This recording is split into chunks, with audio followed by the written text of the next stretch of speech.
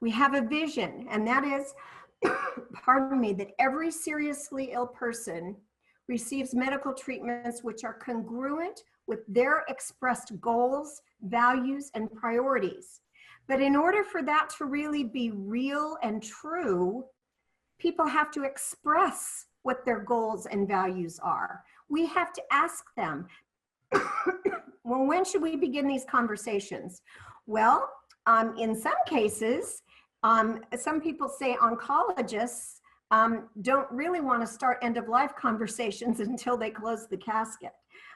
It's a little bit of gallows humor, but sometimes that's the case. We don't want to be giving people radiation treatments 2 days before they die.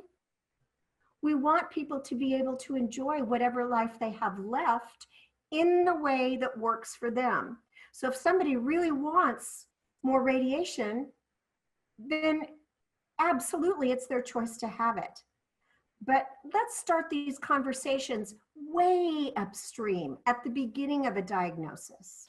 And now more than ever, when we're seeing the cases of COVID-19 start to spike in not only skilled nursing facilities, but in congregate living situations like assisted living, memory care units, boarding care homes, we should be talking with every person in those living situations before they get a COVID diagnosis. Because sometimes people become so ill so fast, we're not able to have a coherent conversation with them. We should know what they would find acceptable if they were to be infected with COVID now. We should know, do they want to be transported to the hospital, which under the circumstances means they can't see their family, they can't see their friends, and the mortality rate for people over a certain age is very high. As we said, hope is not a plan, and 50% of us are not able to communicate what we want in a crisis. 50% are either too sick, they have dementia, they've been injured, they're on a ventilator, they can't communicate. And so our default is to treat aggressively to basically preserve life at all costs, even if that care is extremely burdensome. And even if they wouldn't want the care, if we don't know it and have it in writing, that's our default. And family members notoriously cannot make really considered, measured decisions in the midst of a crisis. It's just too hard. It's do something. We'll do everything. Well, doing something and doing everything may not be hooking somebody up to a bunch of tubes. It might be allowing the person to be very comfortable, allowing their family to be bedside, maybe not even having the person be transported to the hospital. That may be doing everything for that person. And the way we can engineer that is to know ahead of time. So these are the two documents that we talk about most. The 5 wishes is an advanced healthcare directive. Now in California, there are more than 150 instruments that can serve as an advanced healthcare directive. And they're all legal, provided they're signed properly, witnessed, and dated properly. They do not have to be notarized. And most people are kind of surprised when they hear that an advanced healthcare directive does not require a notary. It doesn't, can't hurt, but it's not required. It has to be signed by the person for whom the advanced healthcare directive is being completed. So if it's mine, I have to sign it, I have to date it, and then 2 people who are not engaged in my care, and preferably not any relatives, have to witness that they know me, they know my signature, and they're pretty sure I'm not being coerced into doing this. So the Advanced Healthcare Directive names the agent that speaks for you in the event you can't speak for yourself.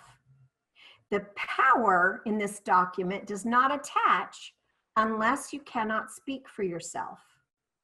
So let's say I complete my advanced healthcare directive now, which I have, and 20 years from now, I develop Alzheimer's type dementia, and everybody knows I have lost capacity and I can no longer sign any new documents.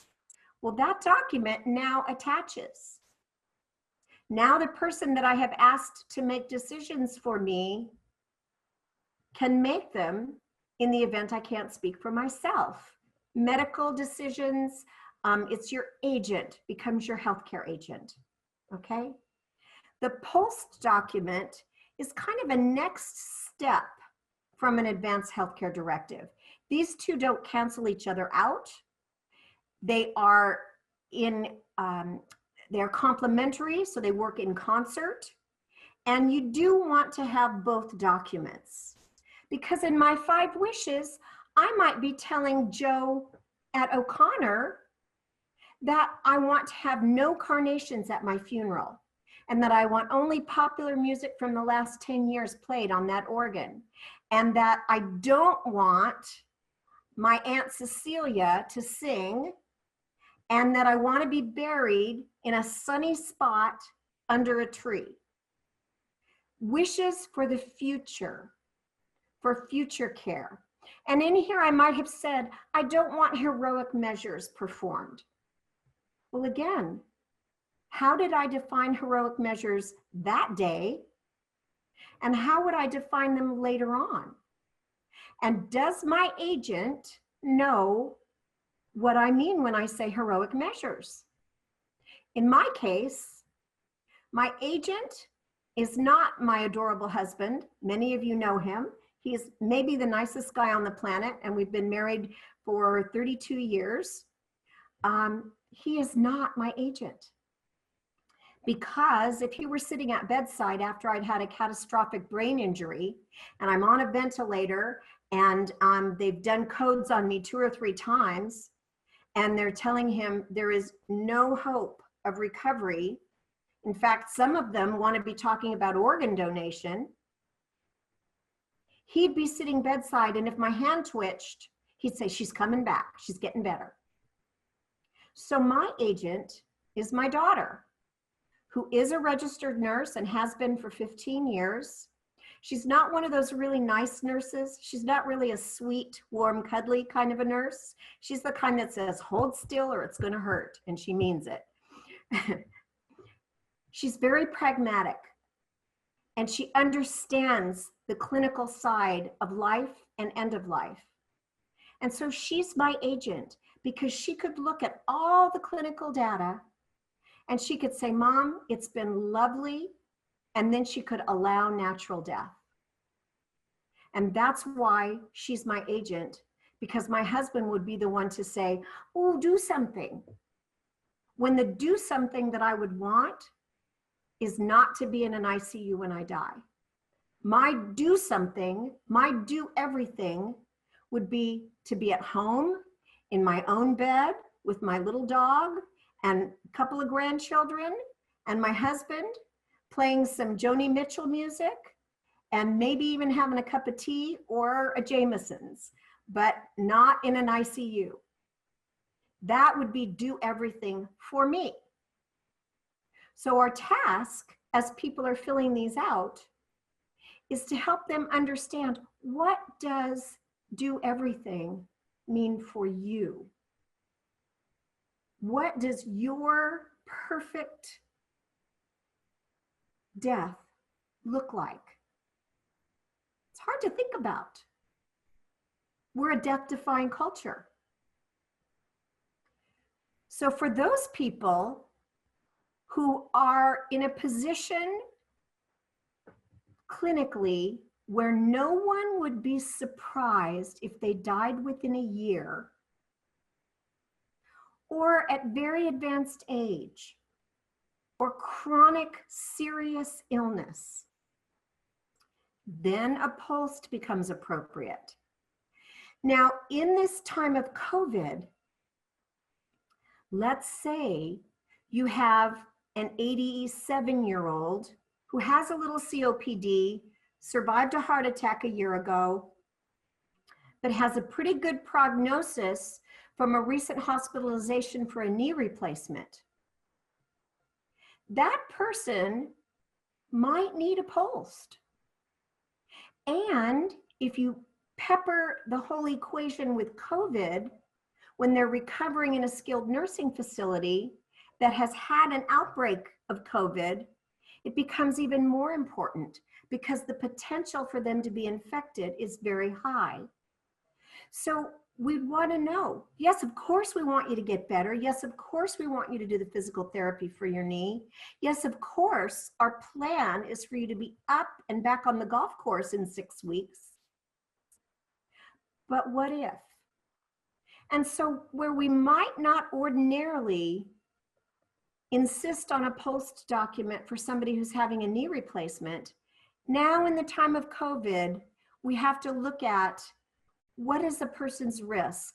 What kind of living situation are they in? And what would they want if all of a sudden they became ill very quickly and we had to make very fast decisions about their care? And that's what the pulse can do for them. What happens if there's no advance directive or no pulse? Well, I alluded to it. It could be the nosy neighbor who follows the ambulance, who says, oh, I'm your best friend. I've lived next door for 32 years. Maybe I don't even want her to know I'm sick. But if she's the loudest one in the emergency room, they're going to listen to her. So make sure you've made those wishes known. And a really smart thing to do is have your advanced healthcare directive and, if appropriate, your pulse on electronic file at the hospital where you're most likely to be taken.